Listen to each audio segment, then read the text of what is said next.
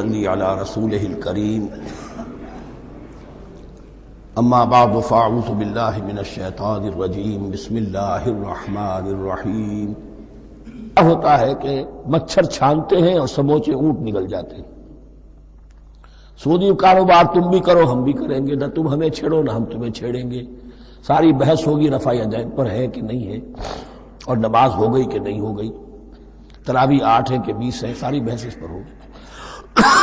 تو یہ جو تصورات ہیں نیکی کے پرورٹڈ، کہ جیسے اندھوں نے ایک ہاتھی کو دیکھ کر اندازہ کرنا چاہا وہ کیسا ہے، جس نے اس کے پیر کو ٹٹول لیا، اس نے کہا ستون کے مانند ہے، جس کا ہاتھ پڑ گیا اس کے کان پر، اس کا چھاج کی طرح ہے ہاتھی۔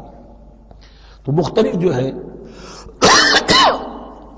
اڑائے کچھ ورق لالے نے، کچھ نرگس نے، کچھ گل نے، چمن میں ہر طرف بکھری ہوئی ہے داستاں میری۔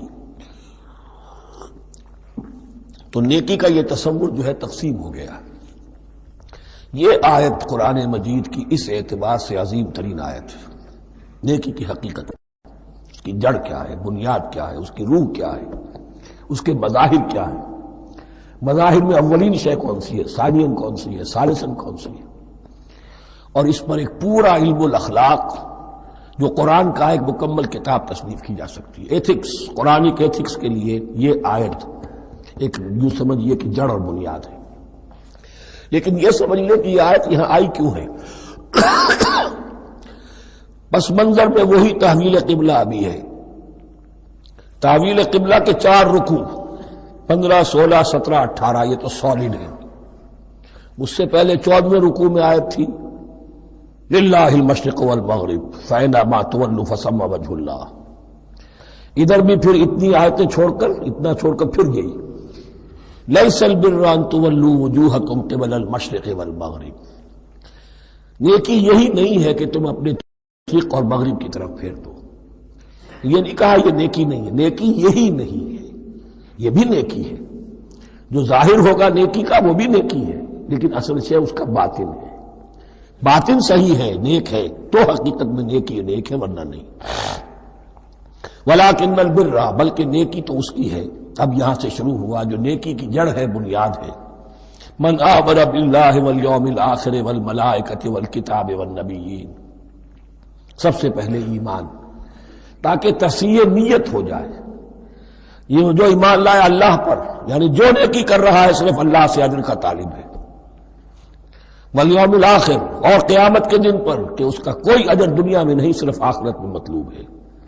ورنہ آدمی سوداگری کرے، دکانداری کرے، کپڑا بیچے، کچھ اور بیچے، دین تو نہ بیچے۔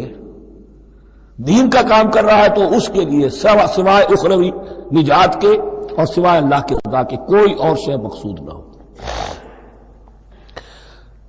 والملائکۃ والکتاب والنبیین، اور ایمان لایا فرشتوں پر اور کتابوں پر اور انبیاء پر۔ یہ تینوں مل کر ایک یونٹ بنتے ہیں۔ فرشتہ لایا دین، کتاب بن گئی، اور انبیاء پر آئی وہ کتاب۔ ایمان بالرسالت کا تعلق نیکی کے ساتھ یہ ہے کہ نیکی کا ایک مجسمہ تمہارے سامنے رہے، آئیڈیل، اسوہ۔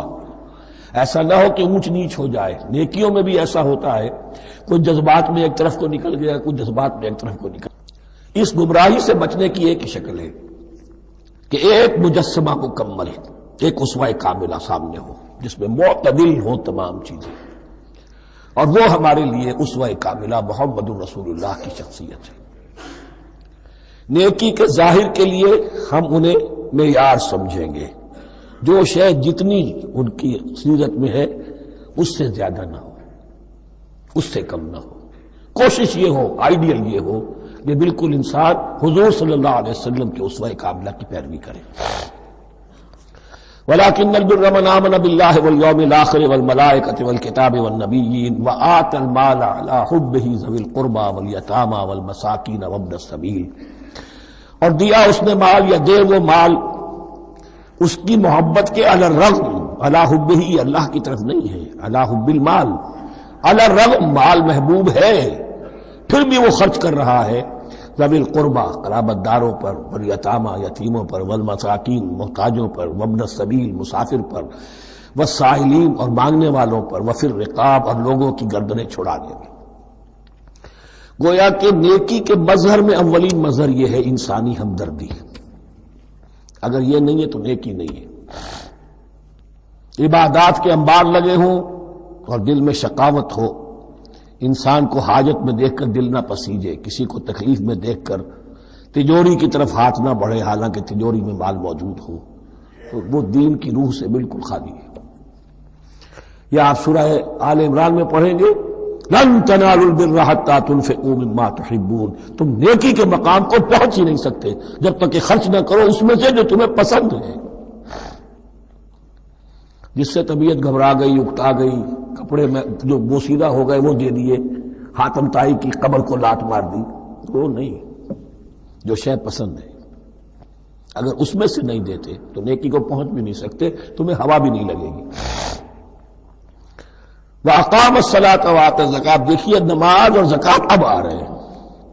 یہ ہے حکمت دین کہ ایک ہے روح دین، وہ ہے ایمان، اور جو اس کے مظاہر ہے مظہر اول انسانی ہمدردی.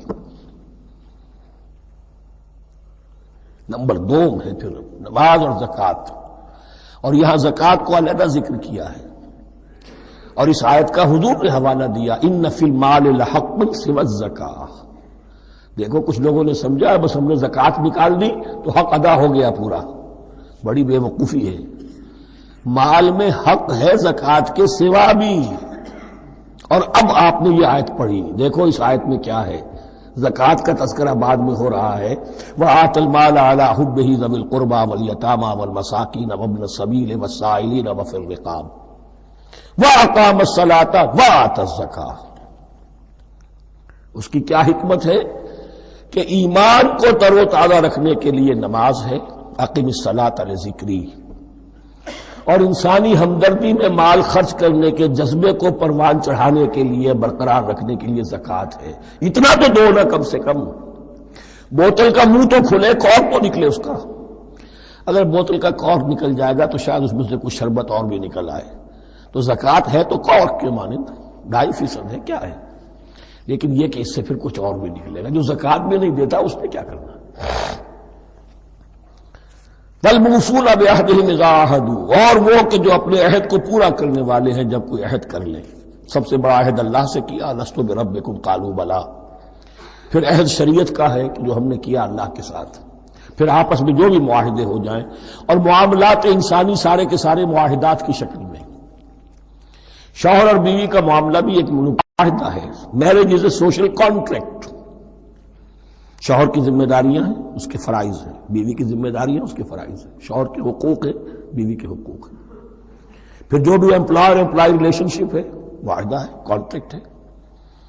جو ہمارا آپ کا پولیٹیکل سسٹم ہے وہ بھی معاہدوں کے اوپر مبنی ہے. بڑا بزنس جو ہے وہ کانٹریکٹ میں چلتا ہے.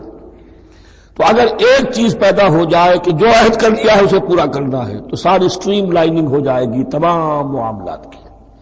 وَالْمُوفُونَ بِعَهْدِهِمْ إِذَا عَاهَدُوا وَالصَّابِرِينَ فِي الْبَأْسَاءِ وَالضَّرَّاءِ وَحِينَ الْبَأْسِ، اور خاص طور پر صبر کرنے والے فقر و فاقہ میں، جنگ کی حالت میں اور تکلیف میں. یعنی ایک نیکی ہے بدھ مت کے بھکشوؤں کی نیکی. ایک نیکی یہ ہے، یہ نیکی باطل کو چیلنج کرتی ہے.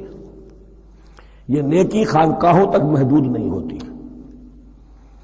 یہ نیکی صرف انفرادی سطح تک محدود نہیں رہتی.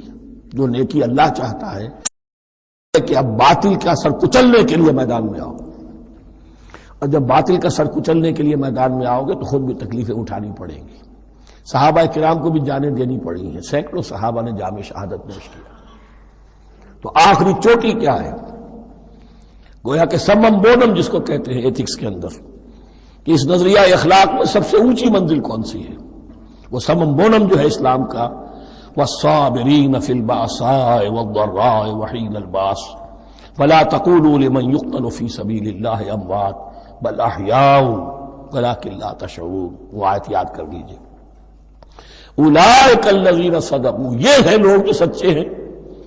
دعوت و نیکوکاری کا بہت سو کو ہے، یہ ہیں وہ لوگ کہ جو سچے ہیں، وَأُولَٰئِكَ هُمُ الْمُتَّقُونَ، اور یہی حقیقت میں متقی ہیں۔ تمہارے ذہنوں میں کوئی اور نقشے بیٹھے ہوئے ہیں، کوئی لباس ہے، وضاقتہ ہے، بس یہ بڑا متقی آدمی ہے۔ تقویٰ اس کا نام ہے، یعنی یہ پوری انسانی شخصیت کا ایک ہیولہ ہے، ایک پوری انسانیت کا ایک فرد کا نقشہ کھینچ دیا گیا کیریکٹر کا، جس کے اندر روح ایمان اور خارج میں اس ترتیب کے ساتھ دین کی یہ تقاضے اور نیکی کے یہ مظاہر موجود ہیں۔ اللہم ربنا اجعلنا منہم، اللہم ربنا اجعلنا منہم۔